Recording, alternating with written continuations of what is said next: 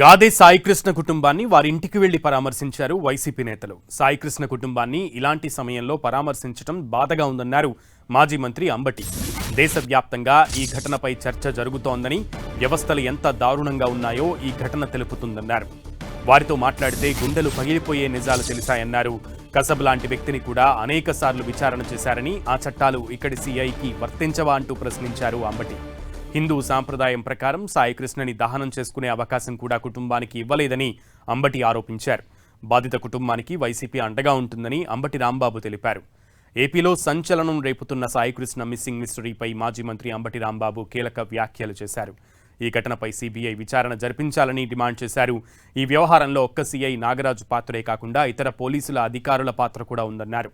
కేవలం సీఐ నాగరాజును బలిచేసి మిగతా వారిని కాపాడే ప్రయత్నం చేస్తున్నారని విమర్శించారు. హత్య చేసి దహనం చేశారని అంబటి ఆరోపించారు.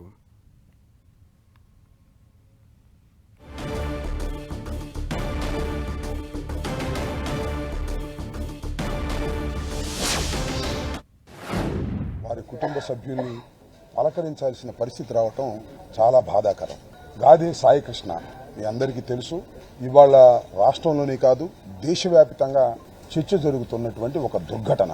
ఈ దుర్ఘటన జరిగి చాలా రోజులైనా వెలుగులోకి రావడానికి మాత్రం చాలా ఆలస్యమైందని చెప్పడానికి నిజంగా వ్యవస్థలు ఏ విధంగా పనిచేస్తున్నాయో మనం ఆలోచించాలి, సిగ్గుపడాలని కూడా ఈ సందర్భంగా నేను మనవి చేస్తున్నాను. ఇంతకుముందు మేమందరం కూడా వారి కుటుంబ సభ్యులతో మాట్లాడాం, కానీ ఇంత కీన్గా మాట్లాడటం కుదరలేదు. ఇవాళ పర్సనల్గా రావటం, విజయలక్ష్మి గారి కుటుంబ సభ్యులందరినీ కూడా, నాగేశ్వరరావుని కానీ లేకపోతే నవరంగన్ కానీ, వారి విజయలక్ష్మి గారి చెల్లెలైనటువంటి హైకోర్టు న్యాయవాది దుర్గతో కానీ అన్ని విషయాలు తెలుసుకున్న తర్వాత గుండెలు పగిలిపోయే నిజాలు బయటకు వచ్చాయని సందర్భంగా నేను చెప్తున్నా.